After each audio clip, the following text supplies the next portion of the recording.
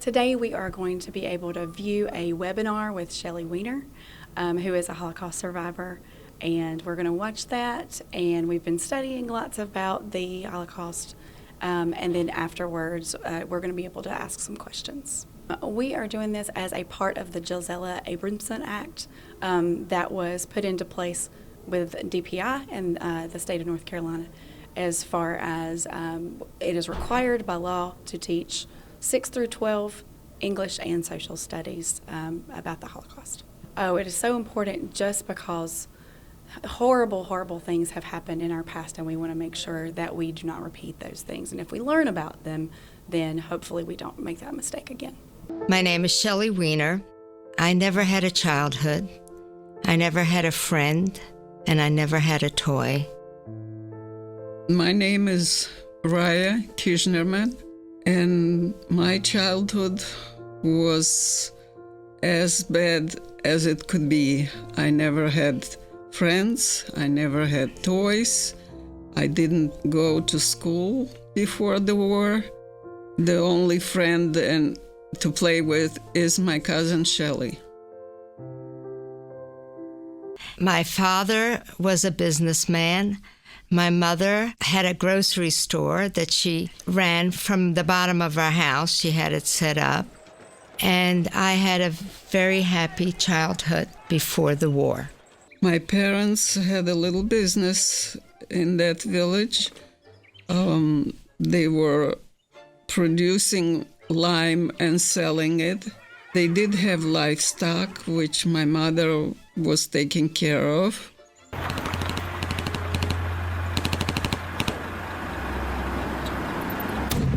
The Germans came into our town, and immediately they started passing laws against what Jews could and couldn't do.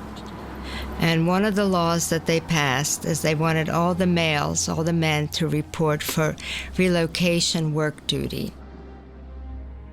My grandfather had a suspicion that this was not really where they were taking the men. So he lived next door, and he created a hiding place in my mother's house for all the men. He had 7 sons, and my mother had brothers-in-laws, and all the men would spend the day there hiding, and then they'd come out for the midday meal. My cousin Raya and I would play outside in the yard, and we were told that if we saw the Nazis, they were called brown shirts, coming down the street to come in and tell the adults. And one day we were playing out there, and we saw a Jeep with 4 of these men in the brown shirt uniforms stopping at our neighbors. We ran in and told the adults. All the men ran back to the hiding place. The women cleaned up. But my uncle, Raya's father, remained. The next thing I remember is that these men burst in, they locked the door, they wouldn't let us leave that room, and they proceeded to beat my uncle. All the Jews were taken out of the city to a little place called Sosanki, and they were all killed. They killed 17,500 Jews in 3 days.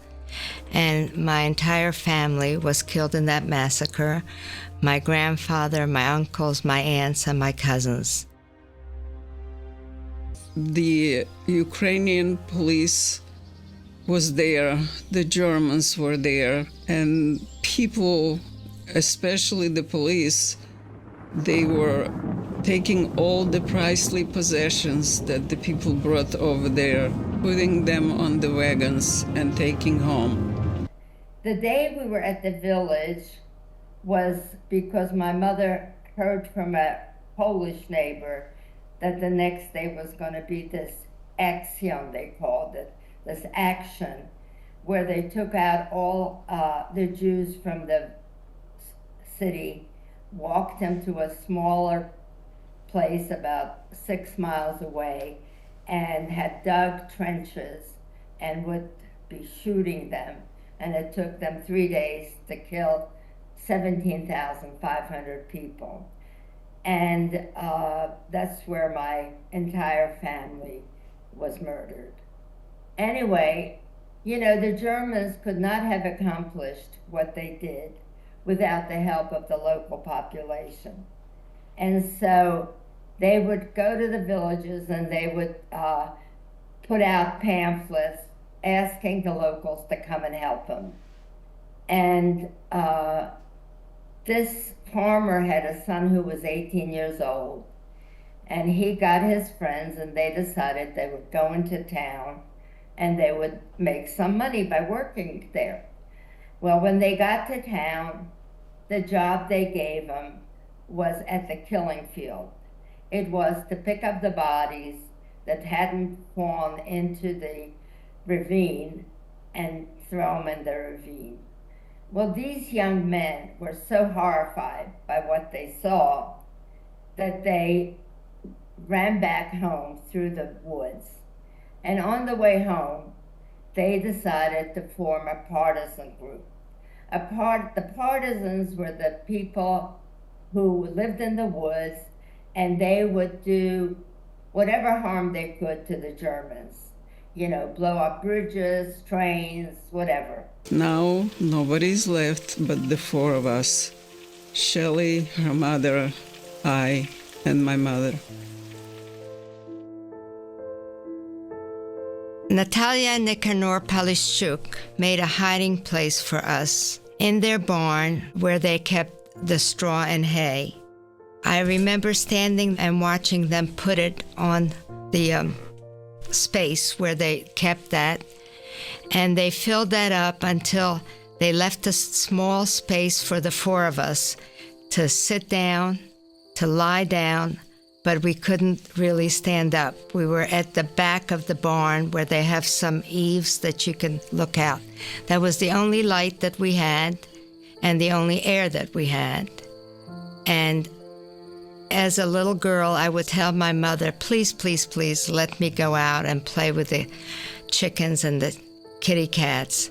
They can walk around there, but I can't.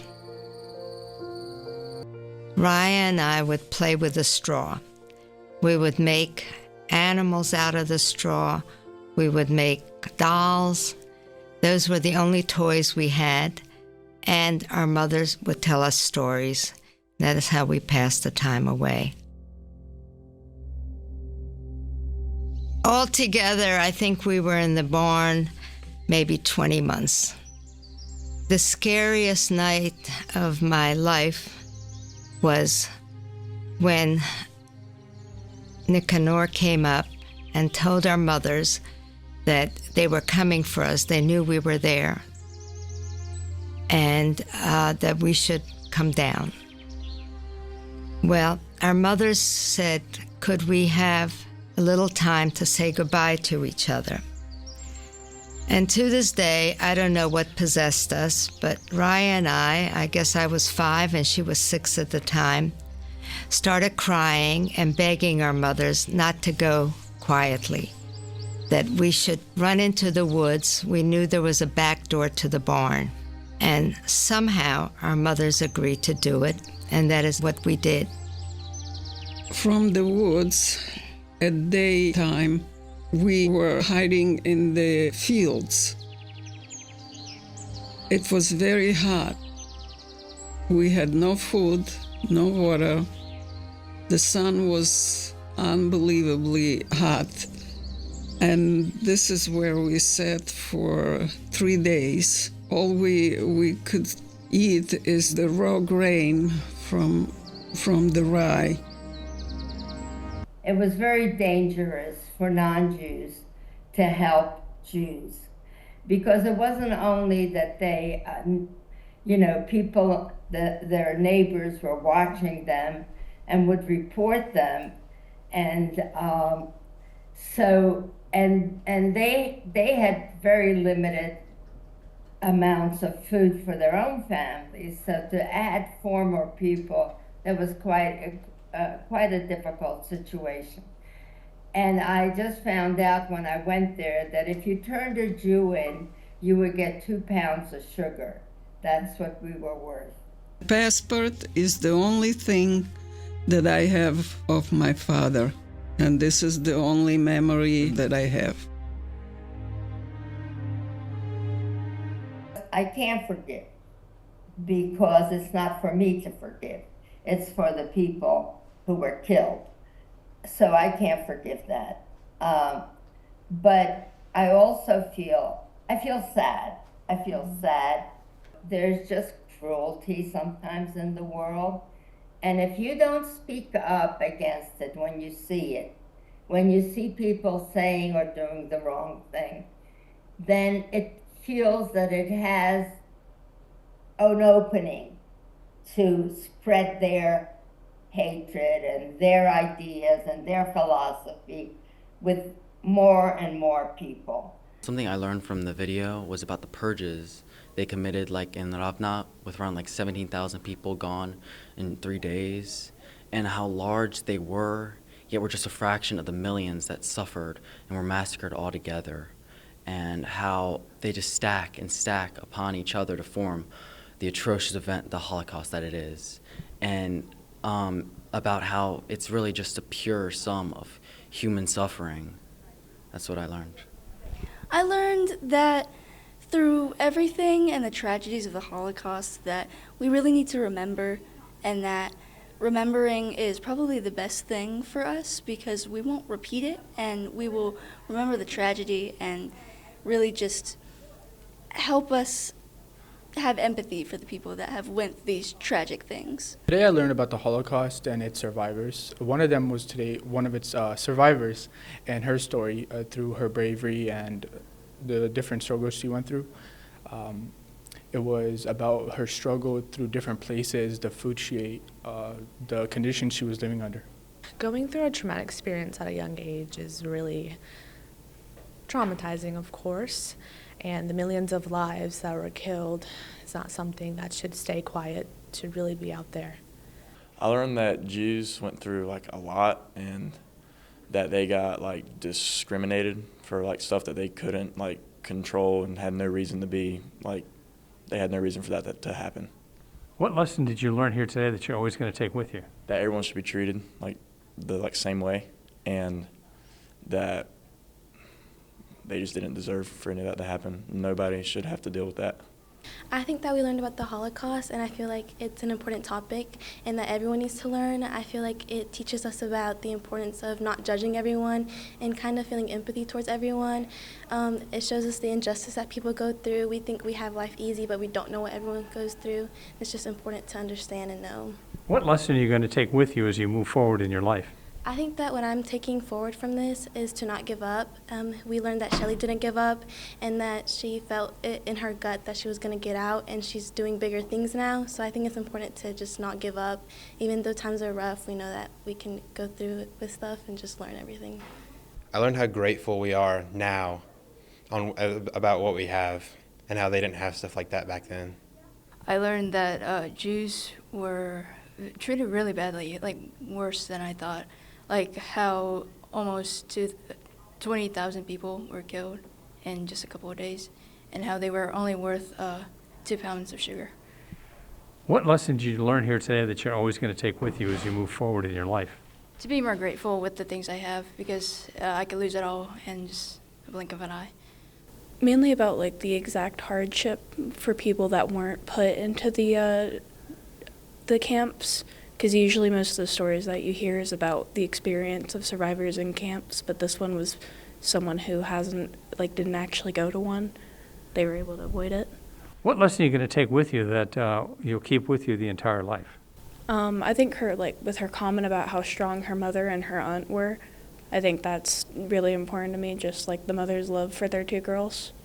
The lesson I learned today is of humanity and how we should move forward with lessons we learned from our past.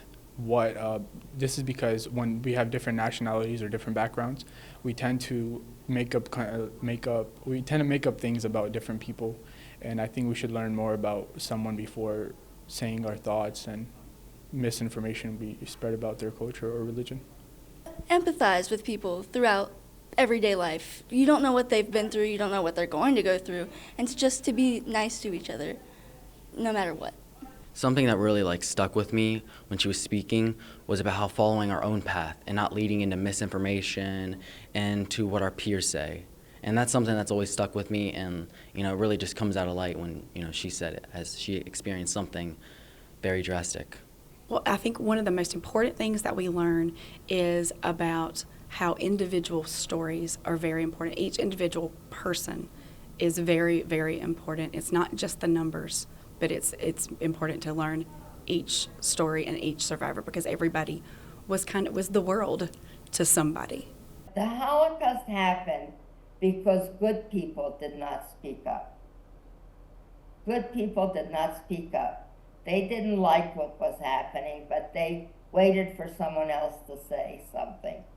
And I feel very strongly that every one of us has an obligation, particularly young people now, to speak up when they hear something is wrong. Somebody's saying something or doing something that is hurting us. And otherwise, the world that you're building is not going to be the same. If you don't take charge of your generation and you're speaking up against evil and wrongdoing, you won't have a good world. I try to really make it very personal to them, just as they are the world to their families and everything. These people were also the world to theirs as well, and how it's important for them to take away, just to be kind to each other and to not have hatred towards other people for any reason. What would you like people to keep in mind about this lesson as an ongoing effort throughout the entire state? Oh, just that it's always important to learn as much as you possibly can to hopefully not repeat actions from the past.